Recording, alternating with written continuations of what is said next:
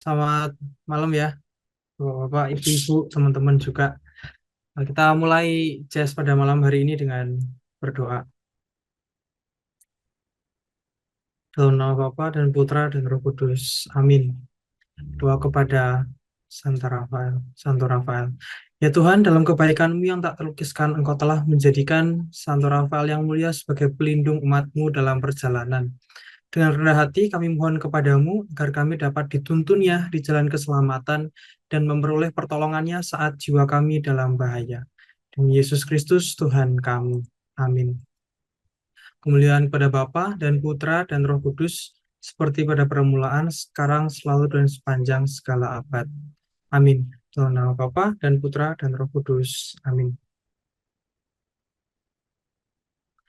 Nah, kita mulai dengan membaca Katekismus Gereja Katolik ya. Artikel yang keempat, aku percaya. Ciri-ciri iman dan iman awal kehidupan abadi. Lalu kita perlu berpaling kepada saksi-saksi iman Abraham yang terus saja berharap dan percaya meskipun tidak ada dasar untuk berharap lagi.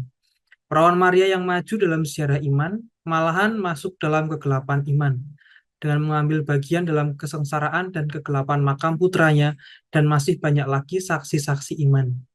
Karena kita mempunyai banyak saksi bagaikan awan yang mengelilingi kita, marilah kita menanggalkan semua beban dan dosa yang begitu merintangi kita, dan berlomba dengan tekun dalam perlombaan yang diwajibkan bagi kita.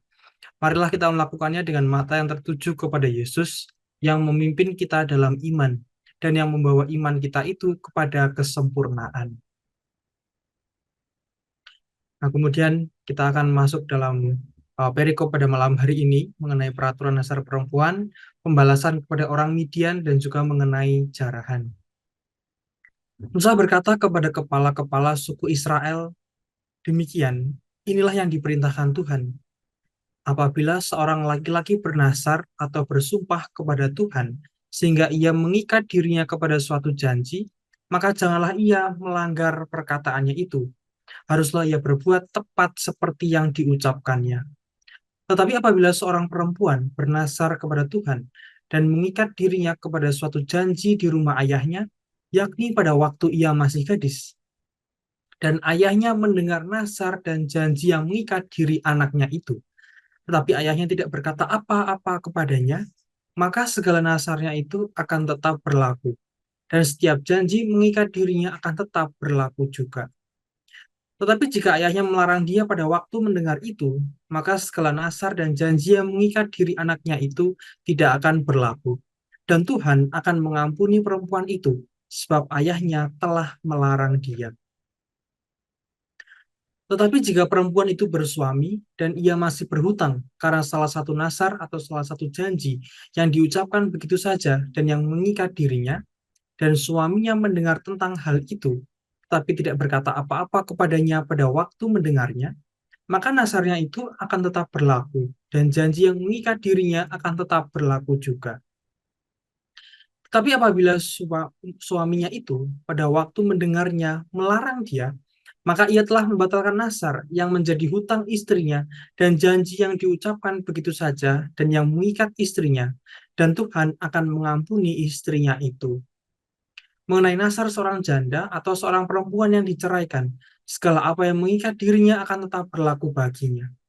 Jika seorang perempuan di rumah suaminya bernasar atau mengikat dirinya kepada suatu janji dengan bersumpah, dan suaminya mendengarnya, tapi tidak berkata apa-apa kepadanya, dan tidak melarang dia, maka segala nasar perempuan itu akan tetap berlaku. Dan setiap janji yang mengikat diri perempuan itu akan tetap berlaku juga. Tetapi jika suaminya itu membatalkannya dengan tegas pada waktu mendengarnya, maka ucapan apapun yang keluar dari mulutnya, baik nasar maupun janji, tidak akan berlaku. Suaminya telah membatalkannya, dan Tuhan akan mengampuni istrinya itu. Setiap nasar dan setiap janji sumpah perempuan itu untuk merendahkan diri dengan berpuasa dapat dinyatakan berlaku oleh suaminya dan dapat dibatalkan oleh suaminya. Tapi apabila suaminya sama sekali tidak berkata apa-apa kepadanya dari hari ke hari, maka dengan demikian ia telah menyatakan berlaku segala nasar istrinya atau segala ikatan janji yang menjadi hutang istrinya. Ia telah menyatakannya berlaku karena ia tidak berkata apa-apa kepadanya pada waktu mendengarnya. Tapi jika ia baru membatalkannya beberapa hari setelah didengarnya, maka ia akan menanggung akibat kesalahan istrinya.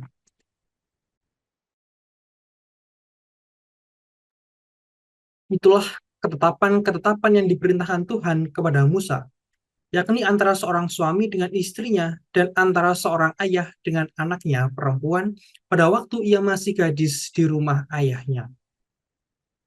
Tuhan berfirman kepada Musa, "Lakukanlah pembalasan orang Israel kepada orang Midian, kemudian engkau akan dikumpulkan kepada kaum leluhurmu."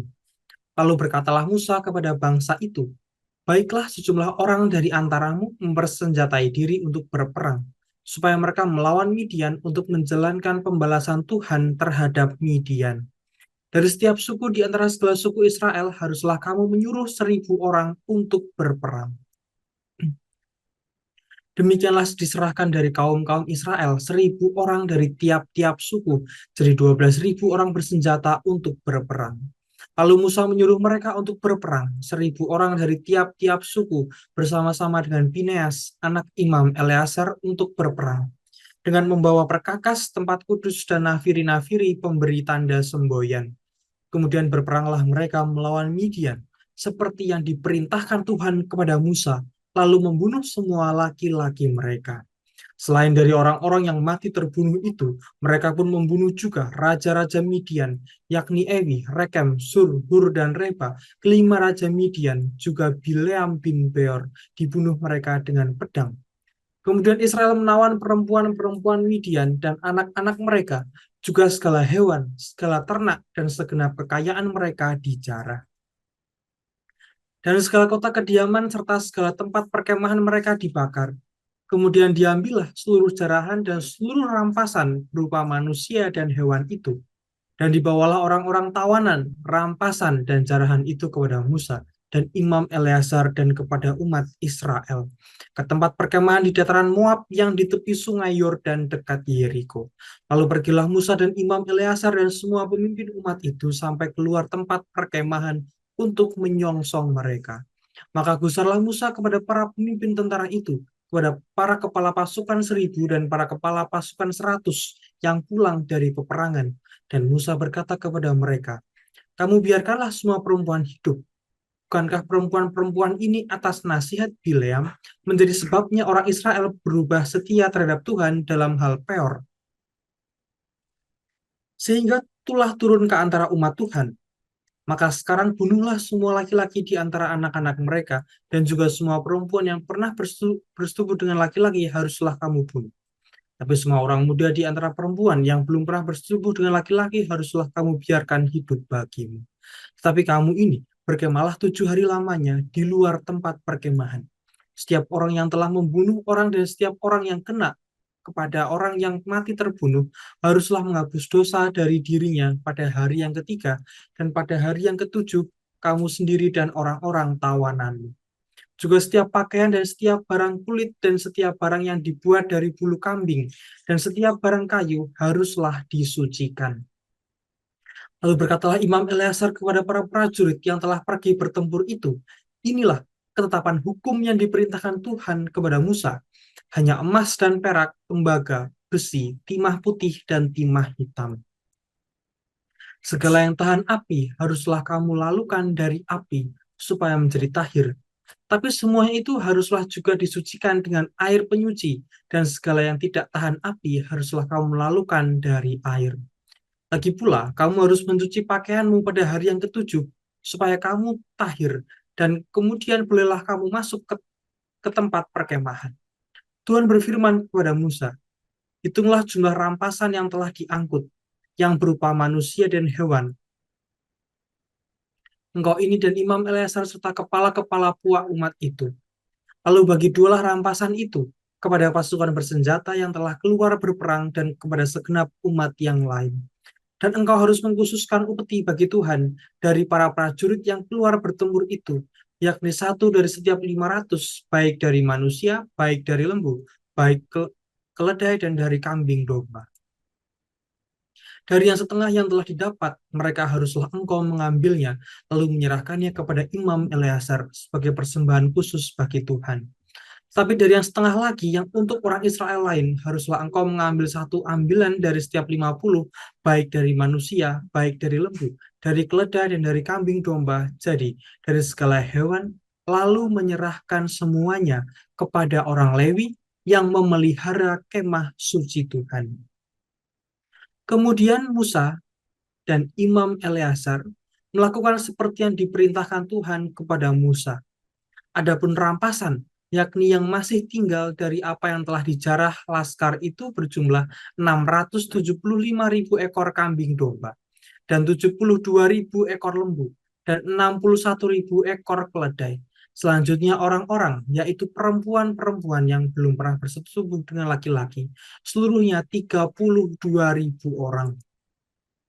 Yang setengah yang menjadi bagian orang-orang yang telah keluar berperang itu jumlahnya 337.500 ekor kambing domba.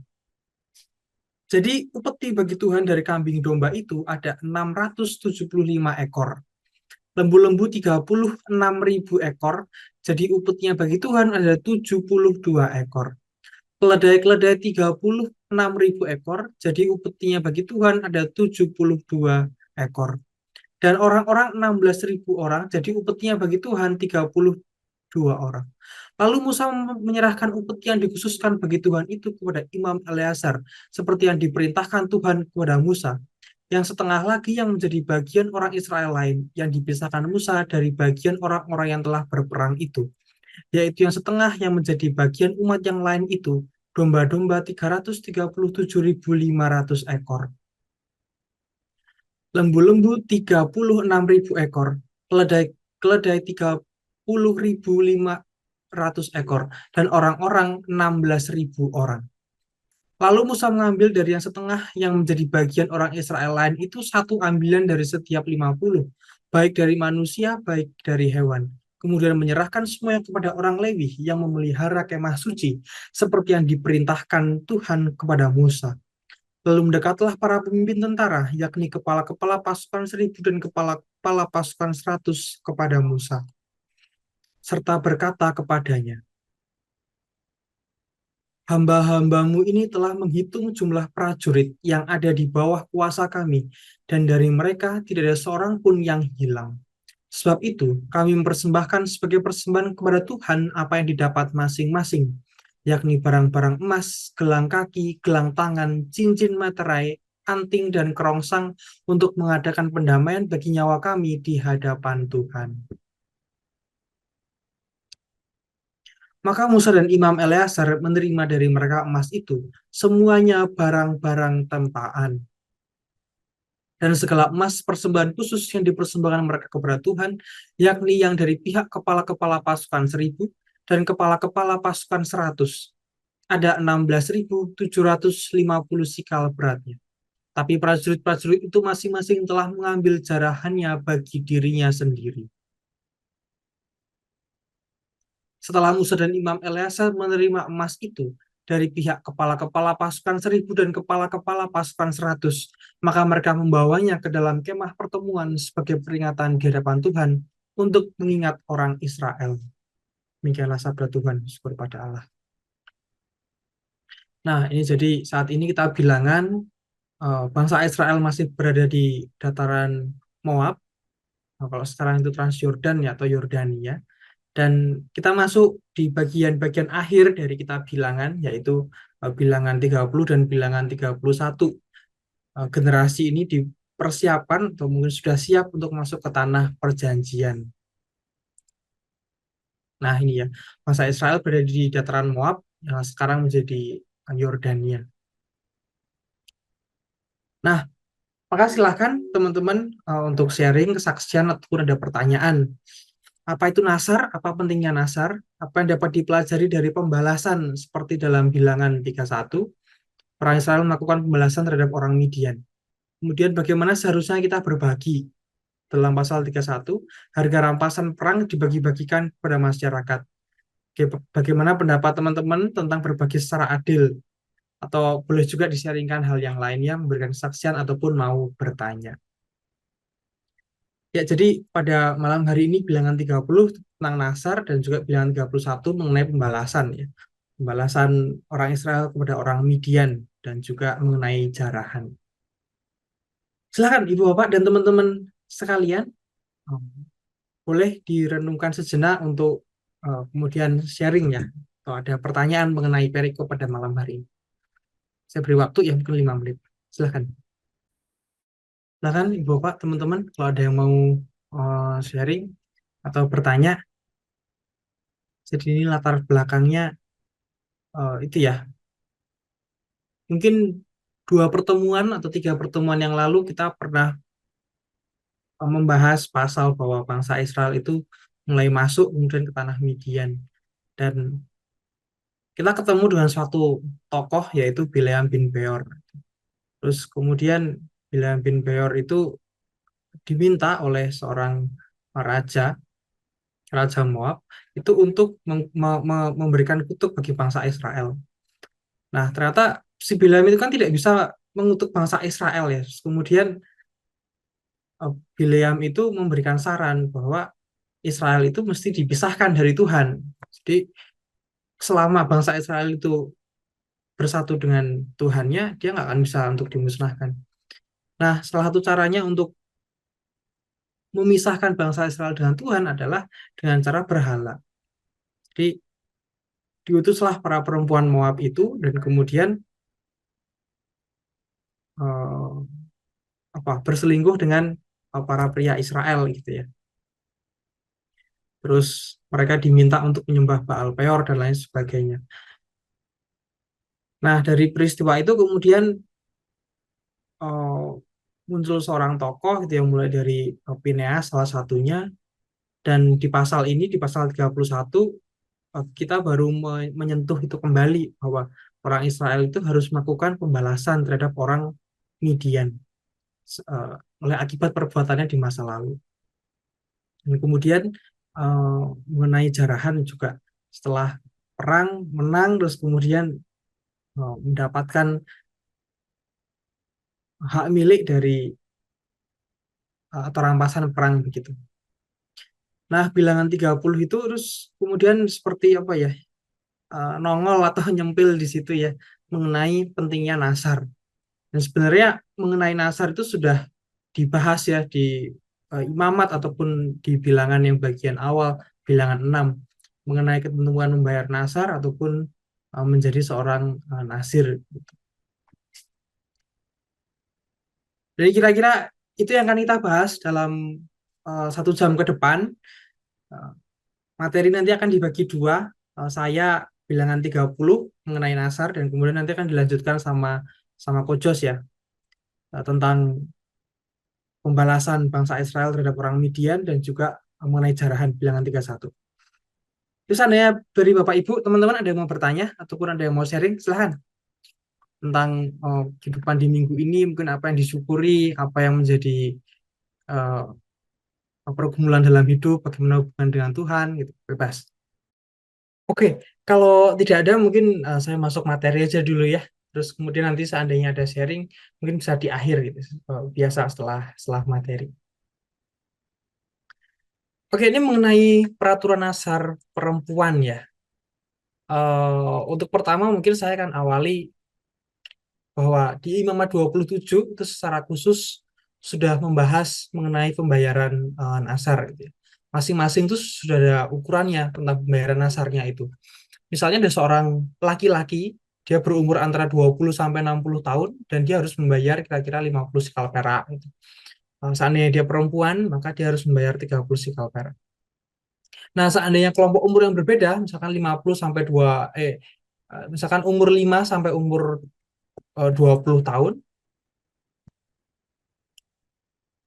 maka laki-laki itu harus membayar 20 sikal itu ya. Dan bagi perempuan dia 10 sikal. Nah, eh, hal-hal yang didasarkan atau yang dijanjikan kepada Tuhan itu bisa macam-macam. Bisa berupa orang, bisa berupa binatang, ataupun rumah, ataupun juga tanah gitu ya. Jadi memang macam-macam. Dan semua itu pasti memperoleh memperoleh nilainya. Kalau nasar itu berupa korban, maka ada aturannya sendiri ya. Jika yang dinasarkan adalah orang, diri sendiri ataupun juga keturunannya, maka itu bisa dibayar dengan uang yang juga sudah diatur. Nah, secara khusus, kalau ada seorang yang bernasar untuk mengkhususkan dirinya bagi Tuhan, tapi ingin melakukan nasar tersebut bukan dengan cara membayar. Nah, maka orang tersebut disebut seorang nasir.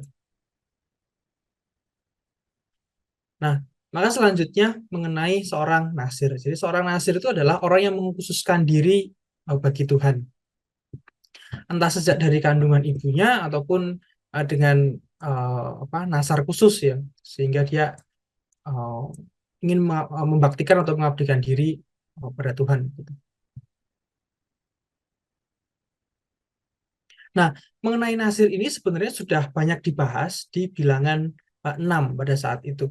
Dan dalam perikop itu juga ada suatu larangan-larangan, setidaknya ada 4 uh, yang bisa diketemukan ya.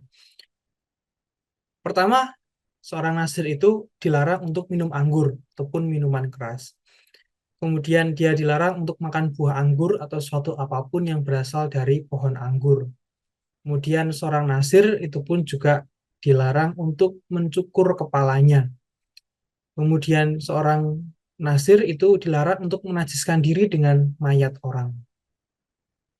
Apabila seorang nasir itu dinajiskan pada waktu bernasar, maka ia harus mencukur kepalanya pada hari yang ketujuh. Dan dia harus membawa 2 ekor anak burung merpati dengan korban bakaran. Kemudian dia harus mulai lagi bernasar dengan korban karena salah. Dan pada waktu kenasiran itu genap, maka dia akan dibawa di depan kemah uh, pintu kemah pertemuan, kemudian mempersembahkan persembahan-persembahan, dan juga ia akan mencukur kepalanya. Dan seorang nasir ini menggambarkan Kristus dan juga orang-orang kudus. Selanjutnya ini mengenai karakteristik ya, karakteristik dari nasar itu sendiri. Nasar itu pada dasarnya ia tuh harus ditepati. Kalau ia tidak dipenuhi, maka itu akan berakibat dosa. Jadi nasar itu harus ditepati. Kalau nasar itu harus ditepati, maka sifat dari nasar itu adalah dia mengikat, gitu. Nah, dalam tradisi Yahudi ya, bagi orang Ibrani, pengambilan sumpah atau nasar itu merupakan masalah yang serius ya, bagi orang Ibrani. Maka Jeremiah Biblical Commentary pun memberikan pendapat bahwa pengambilan sumpah uh, lebih baik pengambilan sumpah itu tidak dilakukan daripada diucapkan tapi kemudian dilanggar. Itu kan sama saja dengan memasukkan diri dalam pencobaan gitu ya. Nah, demikian juga dalam hal ini tertulis dalam kitab Ulangan 23 ayat 1 sampai 23. Apabila engkau bernasar kepada Tuhan Allahmu, janganlah engkau menunda memenuhinya. Sebab Tuhan akan menuntutnya daripadamu sehingga hal itu menjadi dosa bagimu. Tetapi apabila engkau tidak bernasar, maka hal itu bukan menjadi dosa bagimu. Apa yang keluar dari bibirmu haruslah kau lakukan dengan setia, sebab dengan sukarela kau nasarkan kepada Tuhan Allahmu. Nah, dalam hal ini eh, selain mengikat ya harus ditepati kemudian mengikat, di kitab Ulangan ini ada 2 sifat yang menjadi salah satu sifat nasar, yaitu ia harus dilakukan dengan setia dan juga dilakukan dengan sukarela, bukan bukan dengan paksaan. Nah, seandainya nasar itu diingkari, maka ia adalah menjadi dosa. Dan ketika saya membaca ini, bagi saya ini suatu refleksi ya bagi kita tim Jazz gitu. Akhir-akhir ini mungkin kita tuh banyak load-nya tuh lagi banyak ini di pekerjaan. Sedikit banyak lah dengan aktivitas Jazz ini pasti mengubah hidup kita, baik secara material ataupun secara spiritual gitu. Nah, terutama dalam pekerjaan, kalau tadi Kak Ibertus cerita bahwa dia harus mempersiapkan sidang yang ketiga. Saya kerja sebagai bankers di bank, awal bulan apalagi ini first semester kemarin Juni, terus kemudian saat ini kan audit ya. Banyak dari audit eksternal maupun audit dari internal. Angka tengah tahun itu kan sangat sangat berpengaruh ya bagi corporate, bagi bank dan lain-lainnya. Nah, di tengah kesibukan itu ada suatu dorongan yang tetap terus untuk setia di jazz ini. Sebab di akhir Juli nanti saya udah nggak bisa ikut ya. Saya bilang aja sama tim bahwa akhir Juli saya nggak bisa ikut, tapi saya bisa ngisi hari ini. Maka saya menyediakan diri sebenarnya hari ini tuh untuk jadi moderator saja, menjadi moderator saja. Nah, tapi secara dadakan tiba-tiba saya harus mengisi membuat materi itu. Dadakan tuh eh, kira-kira seminggu lah. Biasanya kan kita 2 mingguan ya, 2 minggu dapat, 2 minggu dapat. Nah, ini kira-kira kurang kurang dari seminggu dan apalagi saya ada di Semarang ini sejak hari Minggu sehingga pasti sibuk ya juga dengan kegiatan di sini tuh banyak.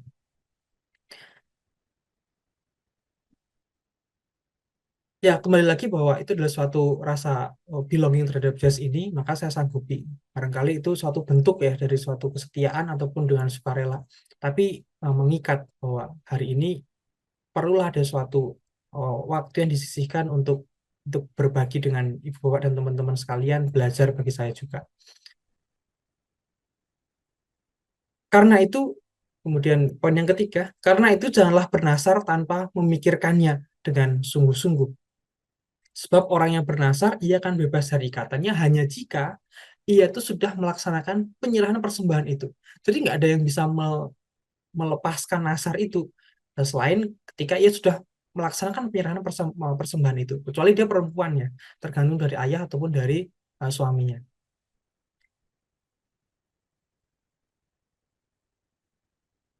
Nah, kemudian ini kita masih membaca mengenai arti dari nasar, ya. Bisa diartikan suatu nasar itu adalah suatu janji, hendak berbuat sesuatu jika maksud ataupun keinginannya itu tercapai. Jadi bentuk dari nasar itu selalu implikasi jika maka konsekuensi logisnya adalah nasar itu akan terjadi atau nasar itu adalah suatu akibat bila premis awalnya itu terjadi. Seperti contoh-contoh yang ada di bawah ya. Misalkan eh, tujuan orang bernasar itu kan macam-macam ya. Dapat berupa kehendak untuk melaksanakan suatu tindakan seperti Yakub ataupun menjauhkan diri dari suatu tindakan ataupun memperoleh belas kasih Allah ataupun menyatakan suatu penyerahan diri. Misalkan kejadian 28 ayat 20. Lalu bernasarlah Yakub jika Allah akan menyertai dan akan melindungi aku di jalan yang kutempuh ini, memberikan kepadaku roti untuk dimakan dan pakaian untuk dipakai. Kemudian Mazmur 132, bagaimana dia bersumpah kepada Tuhan, telah bernasar kepada yang maha kuat dari Yakub. Sesungguhnya aku tidak akan masuk ke dalam kemah kediamanku, tidak akan berbaring di ranjang petiduranku. Bilangan 21, maka bernasarlah orang Israel kepada Tuhan katanya, jika engkau serahkan bangsa ini sama sekali ke dalam tangan kami, maka gitu ya, kami akan menumpas kota-kota mereka sampai binasa. Tuhan mendengarkan lalu menyerahkan orang Kanaan itu. Kemudian di kitab Hakim-Hakim ada seorang tokoh ya bernama Yefta. Lalu bernasarlah Yefta kepada Tuhan, katanya, jika engkau sungguh-sungguh menyerahkan Bani Amon itu ke dalam tanganku, maka apa yang keluar dari pintu rumahku untuk menemui aku pada waktu aku kembali dari Bani Amon, itu akan menjadi kepunyaan Tuhan. Gitu. Jadi nasar itu akan selalu berbentuk implikasi jika maka suatu akibat ketika premis itu sudah terjadi atau fulfill gitu ya, tergenapi. Nah, mengapa kita perlu mengutarakan premis itu?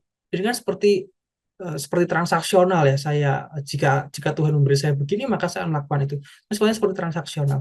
Nah, tapi bentuk atau motivasi dari nasar itu sendiri bisa salah satunya adalah memperoleh belas kasih Allah ataupun menyatakan penyerahan diri. Artinya ketika sudah tidak ada lagi yang dapat dilakukan, mungkin salah satu caranya adalah bernasar.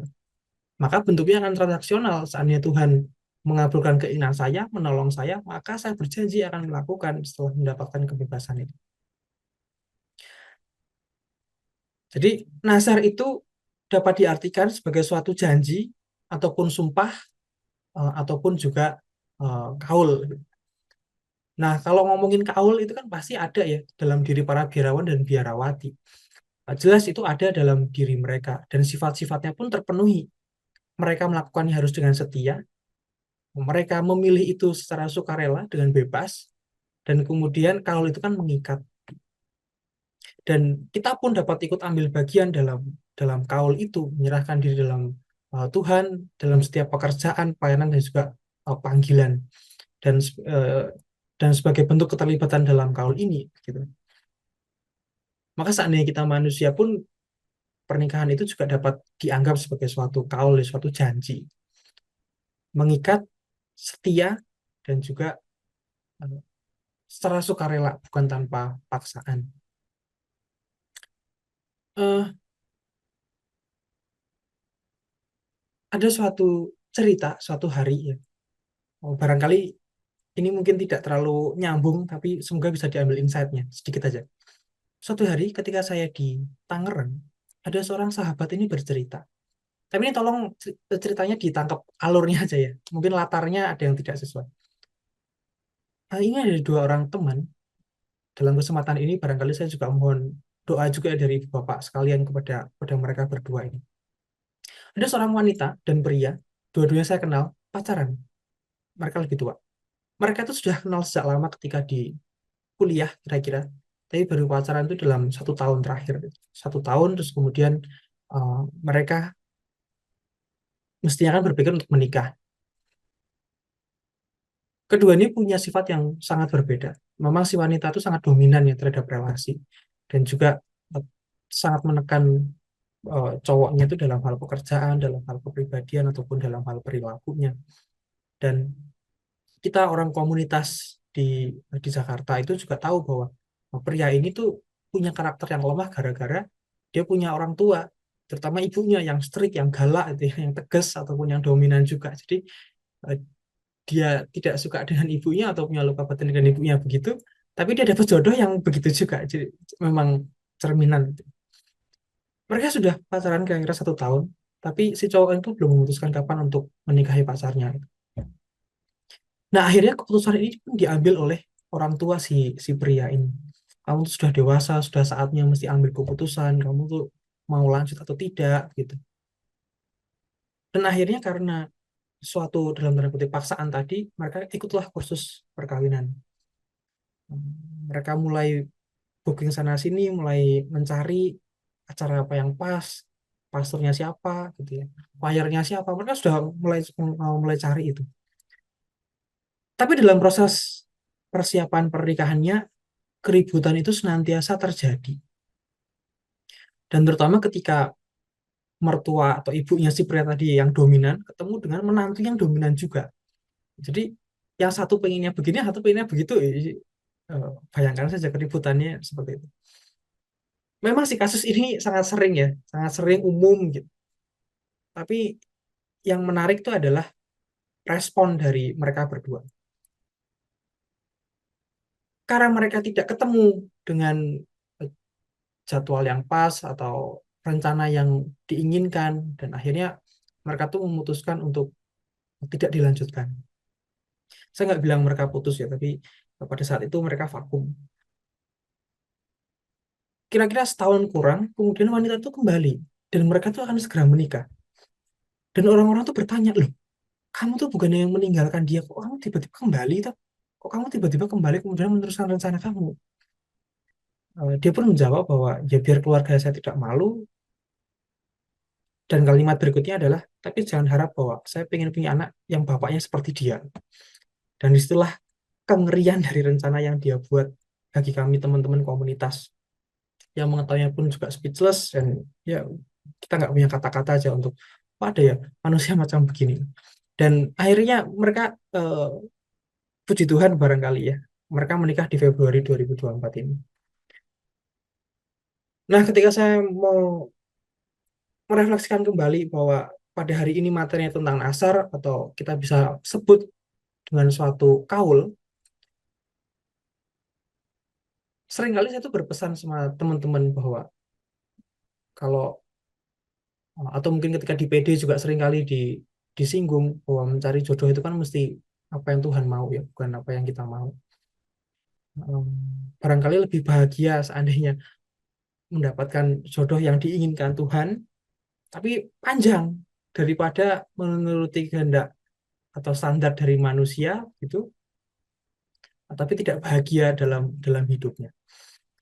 Ya, ceritanya selesai sampai di situ. Saya belum menikah atau barangkali saya juga apa ya kurang punya kredensial lah untuk menceritakannya. Tapi semoga bisa jadi insight ya bagi teman-teman yang belum menikah barangkali bahwa kita pun menghadapi hal yang sama. Seandainya terlalu tua, apakah jadi malu gitu ya? Mungkin kan orang-orang muda itu kan akan berpikir begitu juga. Tapi kita mesti ingat bahwa dari bilangan 30 ini mengenai nasar, mengenai sumpah, ataupun mengenai kaul, dan salah satunya yang relate dari kehidupan anak-anak muda itu kan kehidupan perkawinan. Pokoknya kapan sih aku bisa kawin gitu. Kayaknya seru ya kalau tiap hari itu ada temennya gitu. Kita mesti ingat bahwa sakramen itu adalah suatu kaul, adalah suatu sakramen perkawinan itu adalah kaul, adalah janji yang bersifat mengikat. Pertama-tama bersifat mengikat dilakukan dengan dasar sukarela dan dalam menjalankannya pun ada kesetiaan di sana.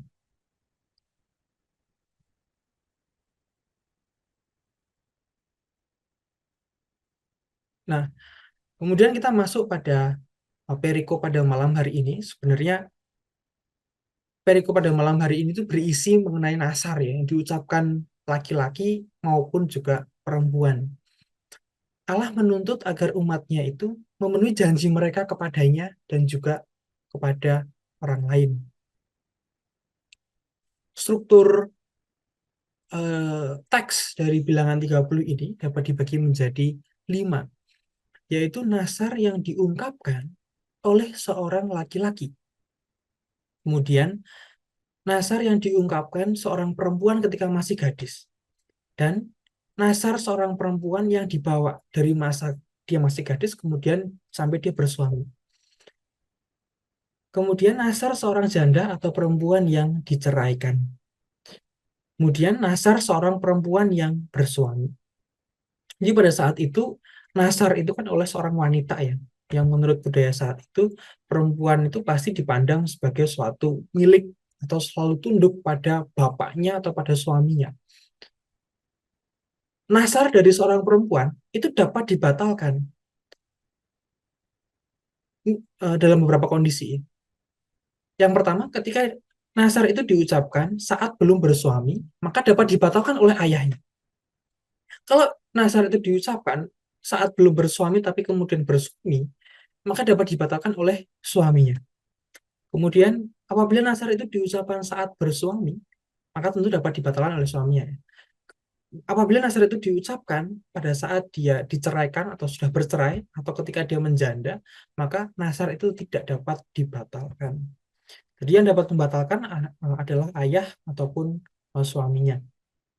Atau ketika dia tidak punya pasangan, ketika dia bercerai atau menjanda, maka nasar itu tidak dapat dibatalkan.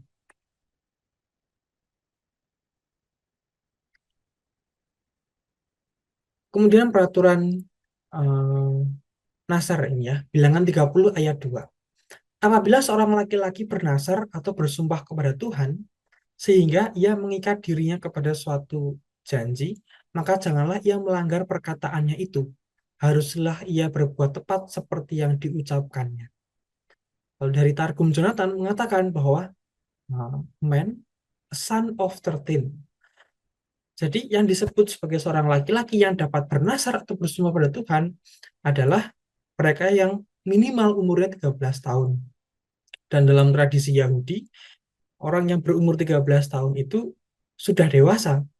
Atau ketika dia melakukan peribadatan, dia sudah boleh ikut dengan bapaknya gitu kan. Kalau orang Yahudi berdoa itu kan punya lapisan-lapisan gitu ya untuk layer-layer seperti itu.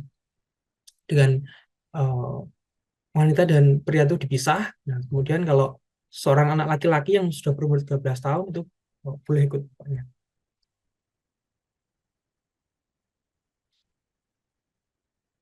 Jadi pada prinsipnya memang nasar ini harus ditepati gitu ya.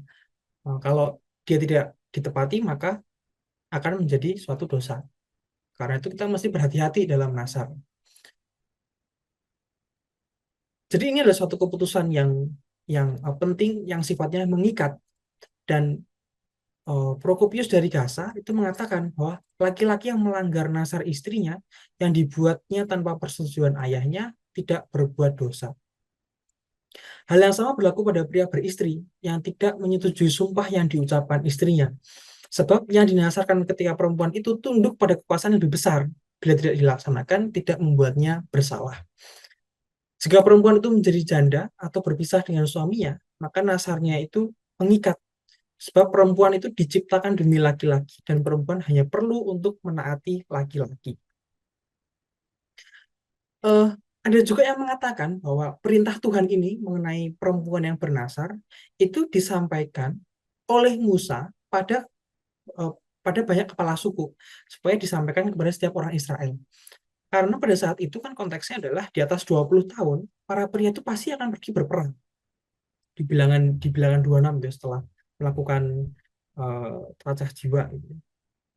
Secara Israel dihitung. Kan mereka mau menghitung kekuatan perang dan yang dihitung adalah laki-laki di atas 20 tahun. Mereka tuh akan pergi berperang. Dan perempuan itu ditinggalkan. Maka kemungkinan para istri atau para ibu gitu ya telah bernasar untuk kepulangan para suami ataupun anak laki-laki mereka dari perang. Yang baru-baru ini perang dengan orang Midian gitu. Mungkin saya membayangkan ya, seandainya mereka tuh mengatakan, jika Tuhan membawa pulang selamat suami dan anak, maka saya berjanji saya akan melakukan sesuatu. Jika atau bagi seorang gadis itu, bagi seorang anak perempuan yang masih berada dalam pengawasan ayahnya, dapat juga ia mengatakan bahwa jika Tuhan menyelamatkan ayah saya dengan membawanya kembali selamat dari perang, maka akan melakukan sesuatu. Jadi pada saat itu konteksnya adalah perang. Dan salah satu yang dapat diterapkan pada saat itu adalah para istri ataupun para gadis, para wanita gitu ya, yang belum bersuami melakukan nasarnya. Walaupun memang perintah ini tidak hanya khusus ya mengenai perang, tapi salah satu yang dapat diimplementasikan adalah dalam kasus perang ini. Dan lagi mereka itu kan sering berperang ya, apalagi ketika nanti di bawah siapa di bawah Yosua itu mereka kan banyak sekali menghadapi perang. Tapi prinsipnya pada saat itu salah satu latar belakangnya para perempuan itu akan ditinggalkan untuk berperang. Walaupun dari sini kita bisa bisa melihat ya bahwa eh, Procopius dari Gaza ini kalimat terakhir itu sangat sangat menarik untuk didalami lagi. Perempuan itu diciptakan demi laki-laki dan perempuan itu hanya perlu menaati laki-laki. Nah, dari perintah ini kan berarti bisa didapat beberapa pelajaran bahwa Tuhan itu memberikan hierarki atau urutan kepemimpinan kepada suami atau ayah pada posisi yang pertama dalam keluarga. Sebab keputusan final itu ya ada di tangan kita. Seandainya seorang pria tidak mampu mengambil keputusan, ya jadinya seperti cerita saya yang tadi. Barangkali kebebasan untuk mengambil keputusan itu sudah diambil oleh orang tuanya, oleh orang lain, yang barangkali belum tentu sesuai dengan keinginan. Kemudian anggota keluarga dalam mengambil keputusan itu kan harus menyertakan ya kepala keluarga dalam hal ini suami atau ayah. Maka kepala keluarga itu mestilah memikirkan yang terbaik. Seorang ayah, seorang suami itu pasti memikirkan yang terbaik gitu ya. Dan konsekuensi ditanggung oleh kepala keluarga. Hmm,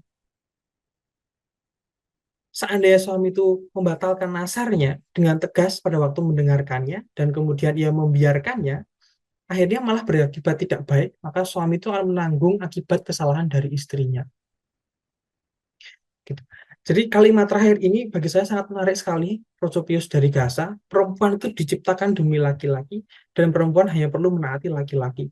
Yang artinya kita bisa ambil maknanya bahwa Tuhan itu memberikan suatu hierarki atau urutan kepemimpinan kepada kepada pria, pada suami, kepada ayah pada posisi pertama dalam keluarga. Yang mesti bisa memberikan guide pada istrinya, memberikan keputusan kepada istrinya, ataupun juga kepada anak. Oke,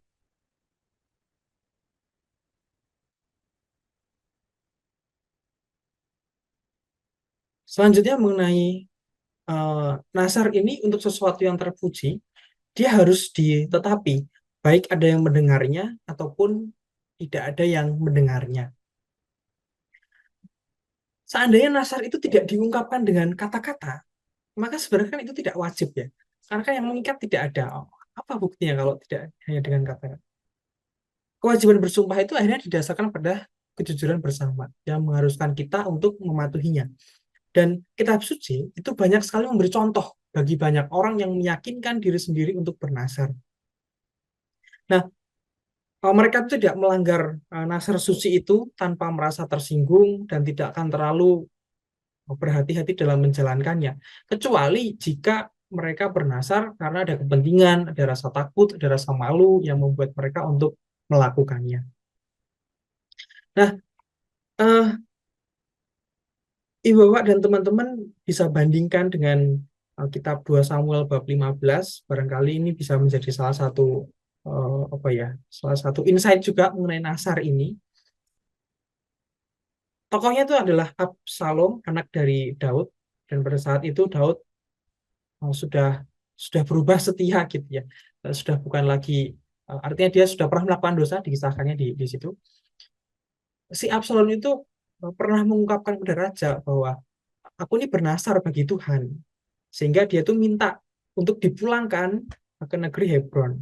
Kemudian dia tuh ngeklaim bahwa dirinya sendiri sudah menjadi raja. Jadi dia uh, menipu gitu ya, persepakatan gelap kalau dibilangnya. Sebab niatnya itu adalah menggantikan ayahnya, menggantikan Raja Daud sehingga dia bisa menjadi raja. Jadi Nasar ini mesti hati-hati untuk dilakukan seandainya jika ada kepentingan ataupun rasa takut ataupun rasa malu ataupun ada suatu paksaan mereka yang melakukannya. Sebab pada dasarnya Nasar itu kan kembali ya pada sifatnya dia adalah sukarela, harus dilakukan dengan setia dan sifatnya mengikat. Nasar adalah janji untuk mendedikasikan seseorang, binatang, suatu barang ataupun rumah yang setara tempat suci. Juga janji untuk melakukan suatu hal ataupun tidak melakukan sesuatu. Nah, ini hal terakhir yang bisa um, saya berikan ya materi terakhir. Tapi apabila seorang perempuan bernasar kepada Tuhan dan mengikat dirinya kepada suatu janji di rumah ayahnya, yakni pada waktu ia masih gadis. Jadi seorang gadis haruslah minimal berusia 12 tahun. Ya belum menikah ataupun belum keluar rumah ayahnya. Jadi salah satu dari syarat itu tidak dipenuhi, maka membuat seorang gadis itu tidak mampu untuk bernasar atau mengikatkan dirinya sendiri pada janji yang tidak dapat ditarik kembali. Nah, ayah ataupun orang yang mengasuhnya itu boleh membatalkan sumpahnya ketika mereka dengan segera mengetahuinya atau mendengarnya pada hari yang sama. Para istri itu ya secara umum semua orang yang berada di bawah ketundukan laki-laki, sebab laki-laki kan tadi diberikan suatu keistimewaan ya bagi Tuhan, hierarki untuk yang pertama dalam keluarga, maka para istri secara umum tidak dapat mengatur diri mereka sendiri tanpa persetujuan. Kemudian yang terakhir dari Kalmet, terus bagaimana seandainya ada wanita sudah menikah, tapi dia masih tinggal di rumah ayahnya? Karena dalam tradisi saat itu bisa dia tinggal di rumah ayahnya selama beberapa waktu. Nah, bagaimana seandainya dia hanya bertunangan ataupun pernikahannya, apakah pernikahannya akan terwujud? Itu? Dan jawabannya adalah ada yang memberikan keputusan ini kepada suaminya, walaupun dia masih tinggal di dalam rumah ayahnya. Maka beberapa kesimpulan yang dapat uh, dibawa pulang oleh Bapak Ibu sekalian adalah nasar adalah janji, sumpah, ataupun juga kaul. Nasar itu dilakukan dengan tujuan untuk menyerahkan diri pada Allah, mempersembahkan korban, merendahkan diri, mohon pertolongan, mempersembahkan harta benda pada Allah. Ia bersifat mengikat, sukarela, setia, dan juga segera. Artinya seandainya tidak dilakukan, maka ia belum bebas dari nasarnya. Maka harus segera dilakukan setelah premisnya itu tadi dipenuhi. Kemudian nasar perempuan, secara khusus ya bilangan 16 ini ngomongin soal nasar bagi kaum perempuan, karena ada 4 kondisinya. Nasar perempuan itu bergantung pada ayah ataupun suaminya. yang bisa membatalkan nasar perempuan adalah ayah atau suaminya. Dan nasar seorang janda atau seorang perempuan yang diceraikan itu ditanggung sendiri. Sehingga itu tidak ada yang membatalkannya atau bersifat mengikat. Demikian Ibu Bapak dan teman-teman presentasi materi itu ya yang pertama dari saya. Selanjutnya mungkin dari Kojos ya membahas mengenai kemenangan atas orang Midian dan juga mengenai jarahan. Nah, apakah Kojos sudah siap? Ada? Ya, sudah. Tapi minta di share screen aja lah. Ah Ya ya, maksudnya oke. kamu yang pakai layar kamu aja. Siap. Aku request remote control aja deh ya. Oke. Oke, selamat malam Bapak Ibu, eh, saudara-saudari, teman-teman semua yang terkasih dalam Yesus Kristus. Ya, oke. Saya sendiri akan membahas mengenai kemenangan atas orang Midian. Ah, eh, bentar. Oh, gerak, oke. Udah gerak, oke. Nah, ini perang melawan orang Midian ini merupakan lanjutan dari Bilangan 25 ayat 18. Jadi kayak narasi ini tuh potong sama ya aturan lah, ngomongin hal lain lah, apa dan semacamnya semua. Itu tuh baru dilanjutin lagi dari Bilangan 25 ini. Gitu ya. Memang mungkin sedikit di luar konteks ini ya.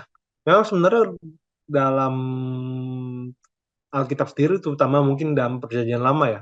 Kalau saya lihat Perjanjian Baru lebih runut sih sebenarnya ya, dari awal, misalkan kayak awal Yesus lahir sampai kematiannya dan kebangkitannya, lalu kegiatan-kegiatan setelahnya gitu ya, postmortemnya gitu kan. Tapi kalau pas Perjanjian Lama memang banyak sekali kayak orang ngomongnya lompat-lompat lah istilahnya. Kayak bab ini lagi bahas tentang Musa lagi di mana misalkan, atau Bang Siska lagi ngapain, tiba-tiba dipotong dengan suatu aturan, atau dipotong dengan suatu cerita lain, atau mungkin cerita ini kok karena dia misalkan dia orang asing bukan orang Israel kok, tapi kenapa dia ada di sini gitu. Itu memang mungkin kalau boleh dikatakan bahwa merupakan suatu kayak bentuk kesastraan ya, dari Alkitab itu sendiri gitu. Maka memang kronologisnya ya banyak yang mungkin lompat-lompat juga. Nah, kalau kembali lagi ke sini gitu ya. Musa ini diperintahkan untuk melawan dan menghancurkan orang-orang Midian. Mengapa gitu ya? Karena orang Midian memusuhi orang Israel, menyesatkan orang Israel dan hal penyembahan-penyembahan berhala, dan berbangga karena sudah merendahkan orang Israel. Ya. Jadi ini tiga alasan ya, ya menurut tafsir yang kenapa orang Midian ini harus dilawan dan dihancurkan oleh bangsa Israel. Nah, lalu dalam persiapan perangnya sendiri, orang-orang Israel itu dari 1.000 orang dari setiap suku, 12 suku, menjadi prajurit bersenjata, yaitu berarti totalnya 12 ribu gitu ya. Nah, tapi ini tentu saja 12 sukunya ini tidak menghitung orang Lewi ya. Tapi sebagai gantinya kan kita ada suku Efraim dan suku Manasye. Nah, itu yang dihitung sebagai 12. Nah, Pineas memimpin peperangan ini. Kenapa? Karena ketaatannya dia dalam melawan pezina-pezina tersebut. Nah, kalau bahasa Inggrisnya ini fornicator ya. Nah, jadi mohon kembali lagi dipahami lagi, pezina ini nggak melulu atau terkait dengan dosa-dosa seksual ya. Tapi pezina ini tuh juga eh, digunakan untuk orang-orang yang eh, menyimpang dari Allah gitu. Menyimpang dari Allah menuju ke Allah yang lain gitu. Menyembah berhala. itu sebutannya juga berzina dengan eh, ya, berzina gitu ya. Nah, Yosua tidak disebutkan, tapi eh, terus kemana ya Yosuanya gitu. Nah, Yosua ini tidak disebutkan karena memang Yosua ini sudah menjadi jenderal atau pemimpin, otomatis ada istilahnya sama aja kayak mungkin ya kayak kita ketemu di toko apa ya pasti ada orang itu gitu atau mungkin kalau konteksnya PD ini ya entah gimana ceritanya pasti ada Kak Yusni misalkan terus misalkan. Jadi nggak perlu disebutin lagi gitu. Nah pasti ada mereka gitu atau minimal pasti ada salah satu dari mereka ya misalkan gitu. Nah, dan dalam konteks yang sama dalam logika yang sama juga disebutkan ya oh ya Yosua udah pasti ada gitu. Jadi kenapa mesti disebutin? Udah pasti ada kok. Nah, lalu perkakas tempat kudus dan nafiri itu juga dibawa. Nah, nafiri ini trompet ini ya nafiri, trompet atau mungkin sangkakala ya, mungkin nafiri. Tapi ya trompet sih ya. Ini tanda untuk bersiap-siap perang gitu ya. Siap-siap pergi, siap-siap perang lah ini. Tapi sekali lagi Bapak Ibu teman-teman, tidak ada detail waktu keberjalanan perang itu seperti apa ya. Jadi bukan seperti apa ya istilahnya seperti pertandingan bola ya misalkan kita tahu kapan siapa ngegolin, siapa di menit keberapa ada kartu merah, ball possessionnya ada berapa tembakan yang ini tidak ada. Jadi cuma tahunya ya bangsa Israel pergi mengalahkan orang Midian yang bisa dijarah lalu kembali. Lalu pasti kembali mesti gini nih. Jadi tidak ada kayak tanggal sekian bangsa Israel datang lalu istirahat bentar lalu masuk ke kota ngalahin sepertiganya baru ngalahin setengahnya lagi atau gimana enggak tidak seperti itu. Nah, hal-hal yang terjadi ya tapi tentu kita ada beberapa hal yang mungkin bisa kita highlight ya kita bisa lihat ada apa sih yang terjadi itu. Nah semua laki-lakinya itu dibunuh. Nah raja-raja Midian dibunuh juga ya Ewi Rekem Zur Hur dan Reba gitu ya. Bileam bin Beor pun dibunuh. Nah, penyebabnya, menurut Santo Petrus Krisologus, itu menjadi penggagas ide penyesatan bangsa Israel.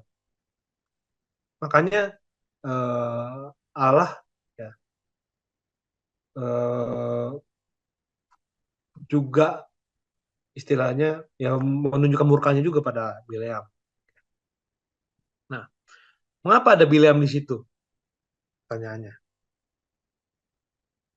Ada kemungkinan-kemungkinan gini. Ada kemungkinan kalau bahwa dia adalah orang Midian. Ada kemungkinan juga dia sedang ngambil hadiah akibat kehancuran orang-orang Israel ya. Akibat penyesatan orang Israel. Atau mungkin sedang sibuk dengan ilmu tenungnya. Sehingga pas lagi sibuk dengan itunya, akhirnya terbunuhlah ya juga. Nah, orang-orang yang biasanya dukun ilmu penenung kayak gini, biasanya mereka tidak memiliki pedang. Nah, lalu semua kota kediaman dan tempat perkemahannya dibakar. Seluruh jawarahan dan rampasan berupa manusia, hewan, barang semua diambil. Lalu bangsa tersebut kembali lagi untuk menyampaikan kabar kemenangan. Hasil jarahannya dibawa kepada Musa, Imam Eleazar, dan pemimpin umat Israel. Di luar tempat perkemahan. Jadi nanti kita akan bahas lagi ya mengenai ini. Musa menilai bagaimana hasil dari pelaksanaan perang mereka. Dan kalau kita melihat ya, kan tadi kan laki-laki ya. Terus perempuan-perempuannya, anak-anaknya gimana. Seperti yang tadi kita lihat, tidak semuanya tertawan. Makanya kan tidak diomong semua perempuan, semua anak-anak itu tidak ada. Nah, ada kemungkinan sebagiannya sudah lari, ada atau juga bangsa Israel tidak masuk terlalu dalam ke tempat orang Indian. Cuma yang penting laki-laki udah habis. Nah, mungkin gitu. Nah, Musa gusar karena mereka tidak dibunuh. Kan? Ingat bahwa perempuan dijadikan sebagai alat penyesat bangsa Israel atas nasihat Bileam. Dalam peperangan, biasanya perempuan dan anak-anak itu tidak dibunuh. Perintah membunuh itu menunjukkan betapa murkanya Allah kepada orang Midian. Tapi mungkin untuk kita renungkan gitu ya, Bapak Ibu, teman-teman, saudara-saudari semua. Kita di sini juga punya kayak penggoda-penggoda kita sendiri, sumber-sumber dosa kita sendiri, keterikatan-keterikatan kita sendiri. Tapi seringnya kita malah menjaga gitu ya, atau mungkin kompromi atau apa gitu ya. Ya mungkin ya kita berusaha tapi jatuh lagi gitu ya. Atau mungkin nggak usaha sama sekali gitu. Atau mungkin yang dengan sadar kompromi aja.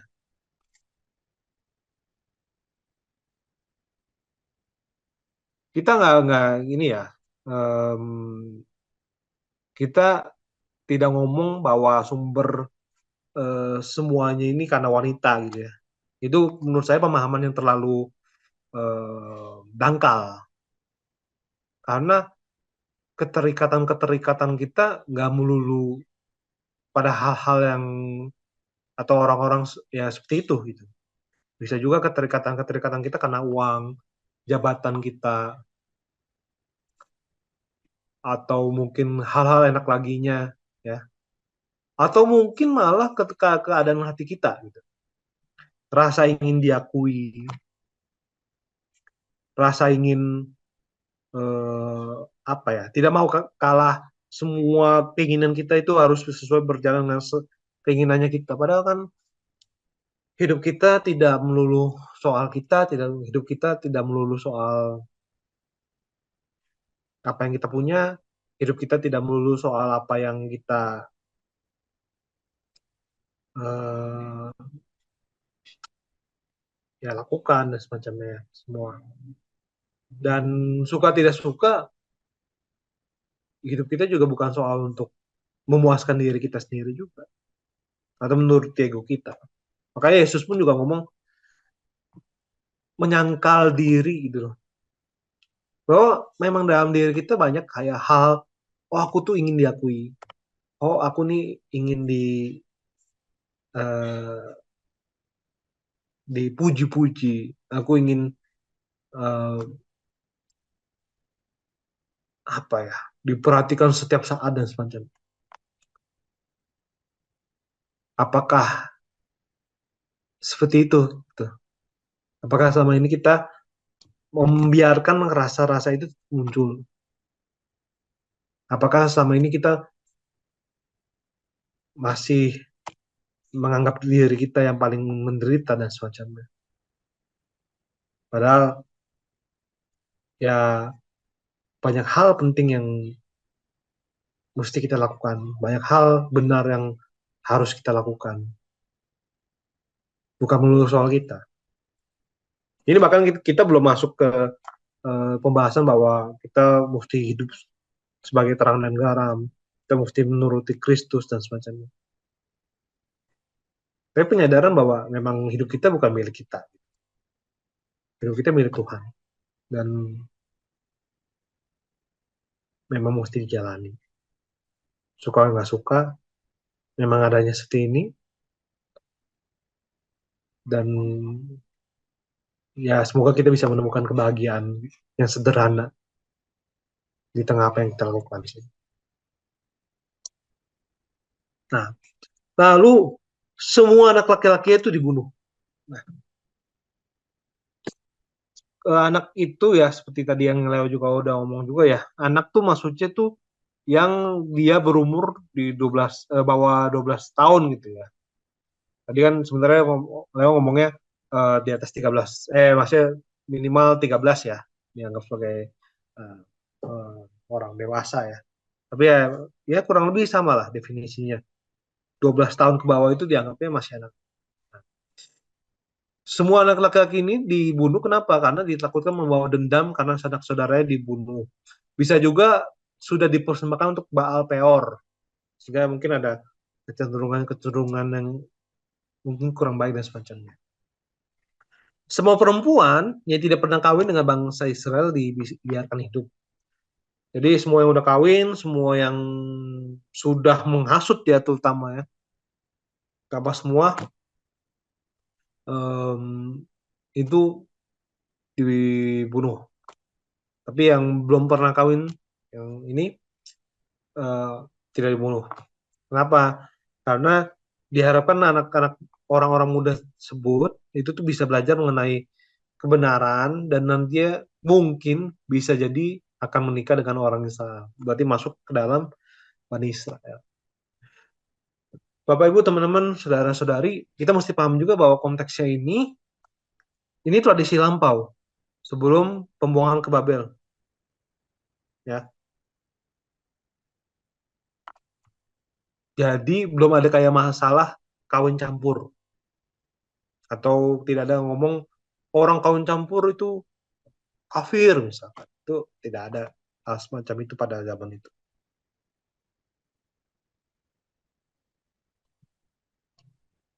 Nah, lalu balik lagi gini.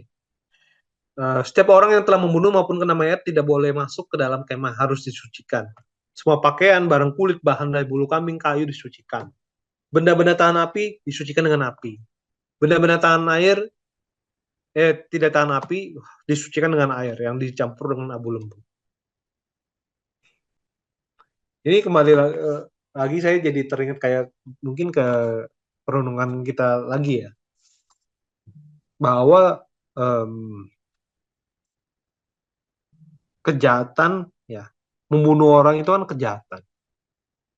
Tapi kejahatan itu tuh terutama dalam pengajaran gereja ya, itu tuh tidak pernah ada kayak kejahatan untuk kebaikan gitu.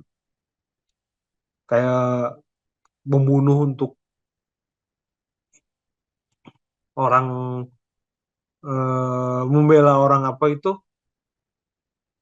di luar konteks apa yang lebih rumitnya lagi ya, pembahasan lebih rumit lagi, itu yang membunuh gitu.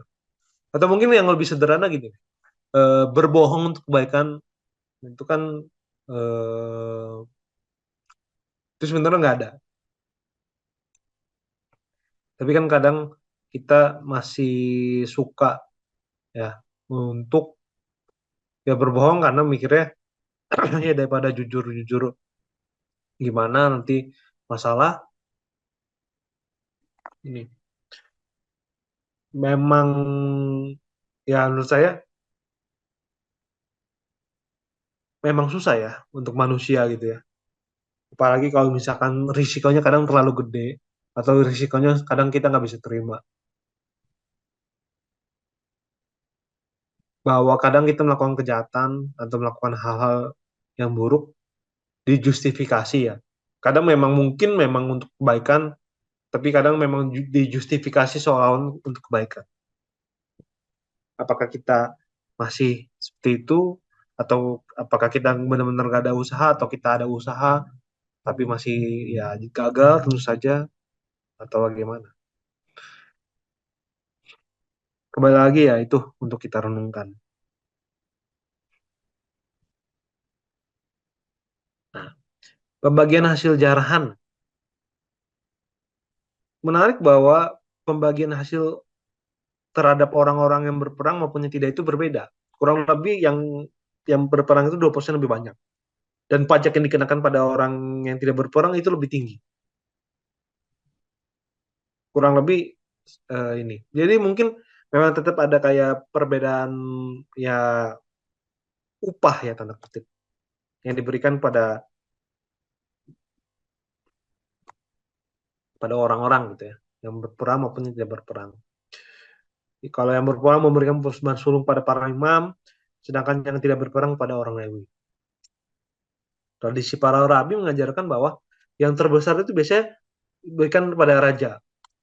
Dalam cerita-ceritanya Homer, hasil terbesar itu diberikan kepada jenderal, lalu baru ke bawahan-bawahan tersebut.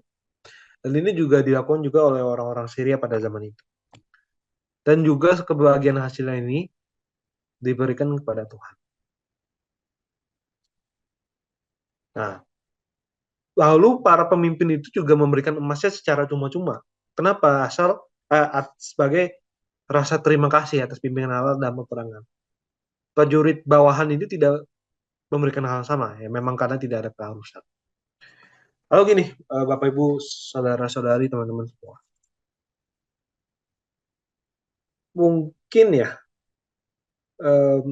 ada satu teologi yang mungkin menurut saya kurang suka ya.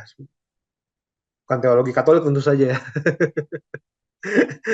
Tapi teologi ini adalah teologi kemakmuran atau prosperity gospel. Yang ini yang mengatakan bahwa kamu kalau ngasih akan menerima berkat yang lebih banyak lagi. Kamu ngasih lebih banyak lagi berkat yang kamu terima.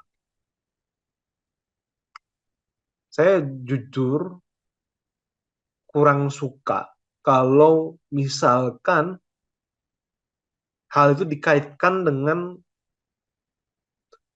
uh, materi gitu ya. Katakanlah kita memberikan seolah kita sedekah 1 juta, lalu akan kembali lagi berkali-kali lipat misal. Oh 10 juta berkali-kali lagi. Seolah-olah itu menjadikan bahwa Tuhan adalah suatu alat investasi gitu.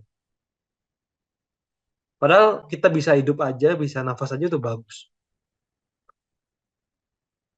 Saya selalu, maksudnya mungkin Bapak Ibu teman-teman juga selalu teringat bukan kuat dan gagah kami, bukan kami bukan siapa-siapa, kami tidak layak, tapi Engkau layakkan. Lalu juga seandainya emas bisa dikeruk semua, lalu dikasihkan kepada Tuhan itu sekecil persen pun itu aja masih nggak bisa bayar. Memang sebegitunya kasih Tuhan kita sampai maksudnya kita ngasih seplanet-planetnya ini buat kasih ke Tuhan juga itu nggak bisa membayar. Yesus sendiri juga mengatakan bahwa um, ya setiap orang mau mengikuti uh, Yesus ya harus memangku salibnya, menyangkal diri, baru ngikut dia. Kita tidak pernah diajarkan bahwa Tuhan akan kaya, enggak. Ikut Tuhan um, akan ya mungkin sukses apanya, ya enggak. Ya kalau misalkan kaya itu rezeki orang masing-masing ya, walau alam ya. Cuman pasti akan kaya itu nggak mungkin. Itu tidak pernah diajarkan seperti itu. Sementara ada orang yang beranggapan, oh aku ngasih ini akan balik lagi lebih banyak lagi. Enggak. Kita memberikan persembahan ya, karena memang itu sebagai rasa terima kasih kita. Bukan karena itu sebagai alat untuk menyogok Tuhan, enggak. Alat itu untuk uh, apa ya? Meminta yang lebih lagi itu enggak. Meminta lebih lagi, entah kita dapat lebih enggak, atau mungkin Bapak Ibu teman-teman ya saya teman-teman sini semua apakah jadi orang kaya atau enggak ya nggak ada yang tahu gitu. Kalau kaya ya puji Tuhan rezeki, kalau enggak ya sudah, karena Kristus sudah jauh lebih cukup untuk kita gitu. Dan kalau mau ngomong gimana mah kekayaan mah nggak bakal pernah cukup gitu.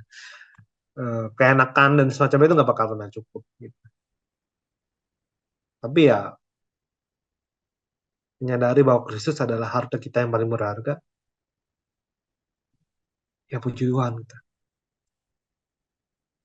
Ya kita tetap butuh duit buat hidup, kita tetap butuh apa apa dan semacamnya tetap buat hidup, tapi ya itu bukan tujuan utama kita, dan itu bukan alasan kita memberikan persembahan supaya dapat duit lagi gitu.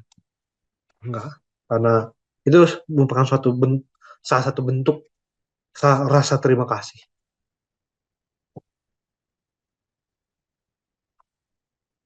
dan tidak terbatas pada itu aja, dan nggak melulu terbatas pada uang, bisa juga kita mempersembahkan waktu kita, mempersembahkan apa mungkin karya-karya yang materi yang lain, dalam tulisan, dalam video, dalam apa semua. Wah.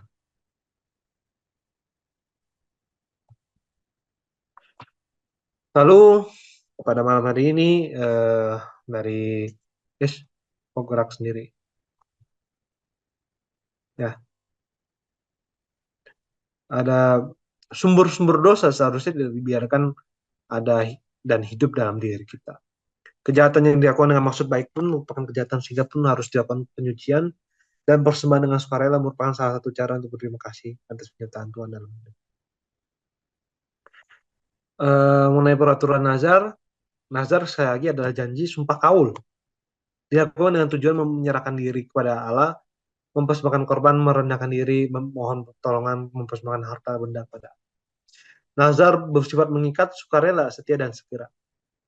Nazar seorang janda atau perempuan yang diceraikan ditanggung setia. Dari kemenangan orang atas seorang Midian kita dapatkan bahwa sekali lagi semua dosa seharusnya tidak dibiarkan ada dan hidup dalam diri kita. Kejahatan yang dilakukan dengan maksud baik pun merupakan kejahatan sehingga harus dilakukan penyucian. Jusman dengan sukarela merupakan salah satu cara untuk berterima kasih atas penyertaan Tuhan dalam hidup. Saya kembalikan ke moderator. Terima kasih.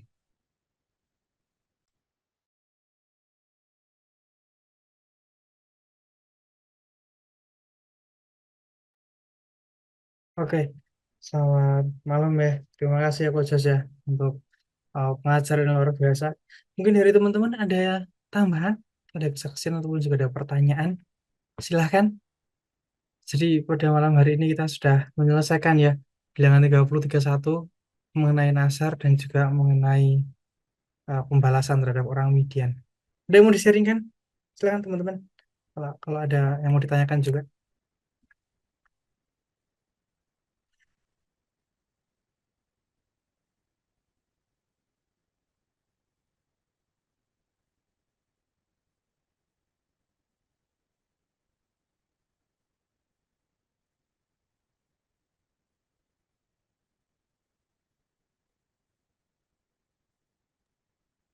Wah, sepertinya belum ada yang mau sharing nih. Saya sharing lah sedikit lah untuk memeriahkan suasana. eh Jadi menarik ya apa yang sudah disampaikan oleh Leo dan Jos. Bagaimana dengan tentang kaul, kemudian tentang juga hmm, keterikatan kita masing-masing begitu ya, dan persembahan. Nah, salah satu juga yang hal menarik tadi disampaikan oleh eh, Leo adalah sebenarnya tentang Nasr ini sudah pernah dulu disampaikannya. Nah, di sini diulang lagi dari Nasr. Dan nanti kita ulangan juga lebih banyak lagi pengulangan-pengulangan dari kitab Keluaran sampai kitab Bilangan.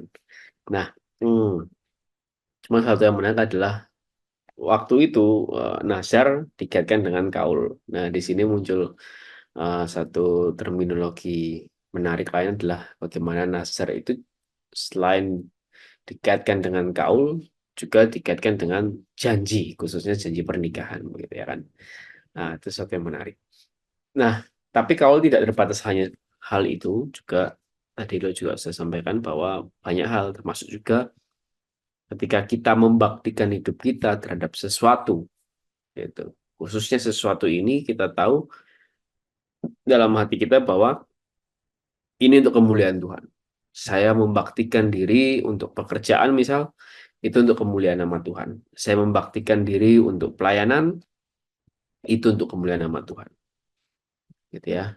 Seperti Kaul, seperti para biarawan biarawati juga membaktikan dirinya untuk gereja, untuk Tuhan, untuk pelayanan. Nah, tapi tentu dalam membaktikan diri itu tidak lepas daripada tantangan. Di luar daripada keputusan itu memang benar kehendak Tuhan atau tidak, begitu ya. Tapi setiap keputusan pasti ada tantangannya masing-masing. Nah, cuma satu hal yang pas, yang menurut saya, berdasarkan pengalaman saya, ketika membaktikan diri untuk pekerjaan, pelayanan ataupun keluarga, gitu ya, pernikahan, begitu ya, itu adalah orang mungkin ini klise ya, itu adalah kasih, begitu, cinta, begitu ya, kasih cinta atau apalah itu jenisnya lah. Orang ada yang bilang mengatakan itu beda atau salah, sepodowai di mata saya, cinta, gitu ya.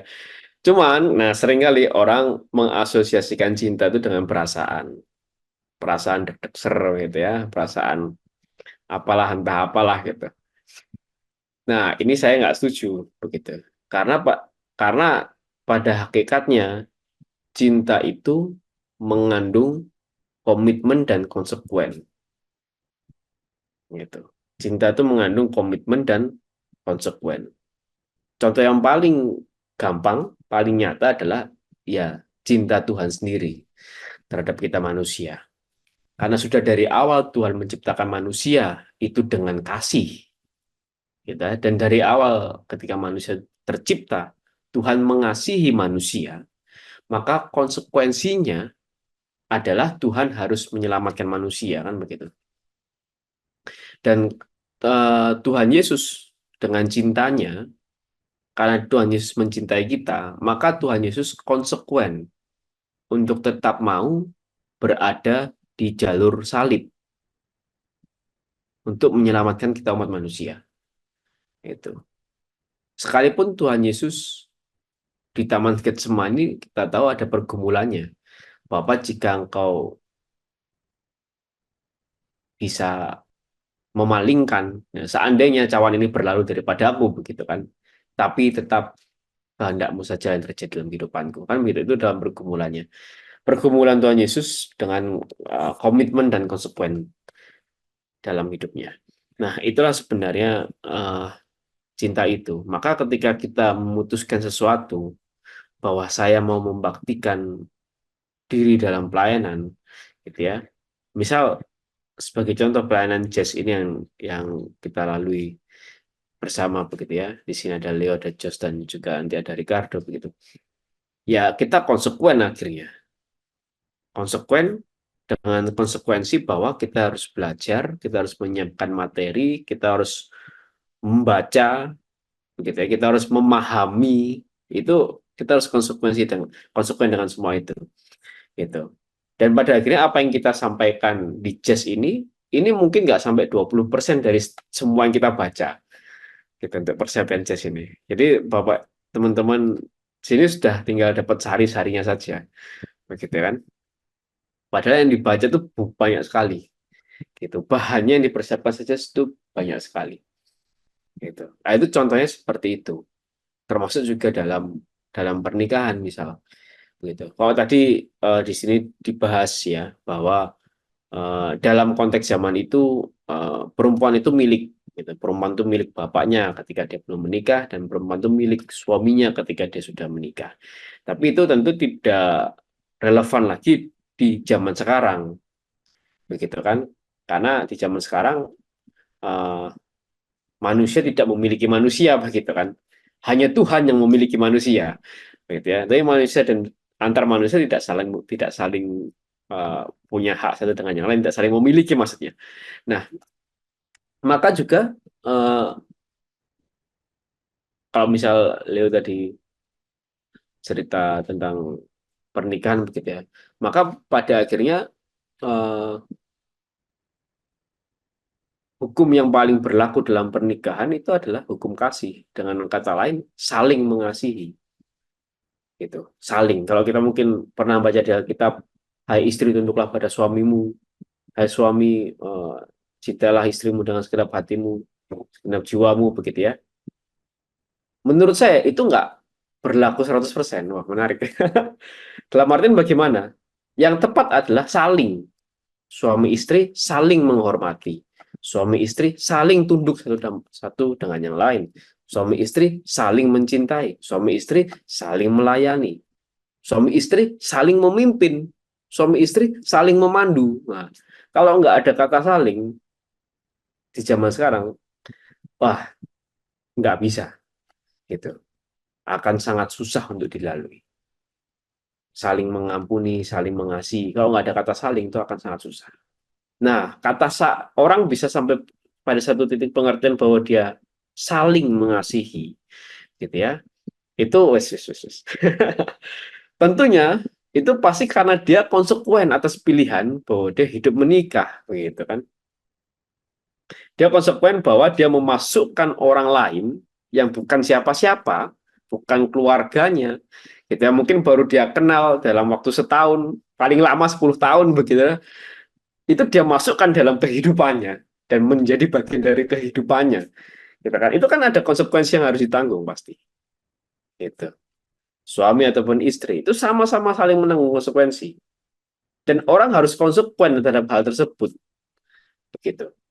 Sekarang kakak adik saja lahir dari rahim yang sama, orang tua yang sama, sumbernya dari orang tua yang sama saja, seringkali nggak cocok, kan begitu kan? Maka pernikahan itu kembali lagi bukan cocok-cocokan, tapi konsekuen gitu. Ketika kita punya suatu pola pikir, saya konsekuen atas pilihan saya, gitu kan? Memilih dia sebagai suami saya, memilih dia sebagai istri saya, ya sudah, gitu. Mau seperti apapun dilalui, gitu. Nah, termasuk juga dalam pelayanan misal. Gitu. Dalam pelayanan juga sama, namanya juga kan pelayanan, kita melayani. Maka wajar kalau kita tidak dilayani, kan begitu saja sederhananya. Gitu. Pelayanan, kita melayani. Ya maka wajar kita tidak diperhatikan misal begitu. Karena kita yang memperhatikan, kita yang melayani. Gitu kan. Maka wajar kalau kita tidak diterima kasih misal, karena kita yang memberikan apresiasi ke orang lain, bukan orang lain memberikan apresiasi ke kita. Misal contoh seperti itu, namanya juga pelayanan. Nah, itu kan harus konsekuen. Cuman kalau orang sudah sampai pada titik di mana dia konsekuen, gitu ya, ya itu sudah bentuk dari suatu kedewasaan, gitu. Maka menurut saya orang yang dewasa adalah orang yang dia konsekuen atas setiap keputusan dalam kehidupannya, gitu. Uh,